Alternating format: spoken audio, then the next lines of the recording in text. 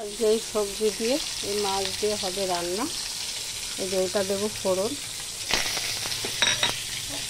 এক ফোড়নেই রান্না করবো।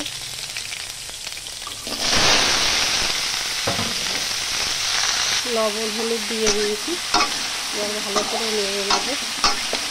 আর এদিকে মাছটা উল্টে দিই, মাছ উল্টে দিলাম। কাঁচা লঙ্কা 4টে দিয়ে দেবো। দেখছি এটা কষানো হয়ে গেছে।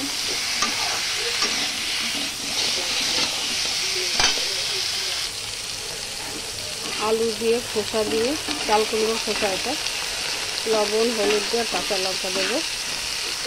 এই পেঁয়াজটা দিয়ে দেবো সব। এদিকে সবজি প্রায় হয়ে গেছে, এবার মাছটা দিয়ে দেবো।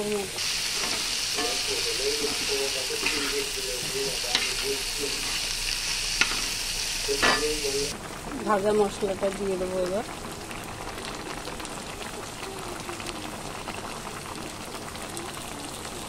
পেঁয়াজটা দিয়ে দিলাম, এবার হাফ হয়ে গেছে। এবার ওর সঙ্গে পুরো ভাজা হয়ে যাবে।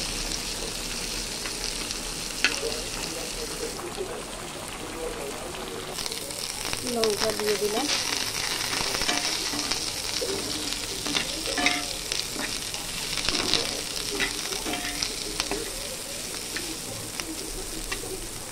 আর এটা খেতে ভাত দিয়ে এত ভালো লাগে, কিন্তু আমরা বেশিরভাগ লোকে সব ফেলে দিই, কিন্তু এটা খুবই টেস্টি খাবার।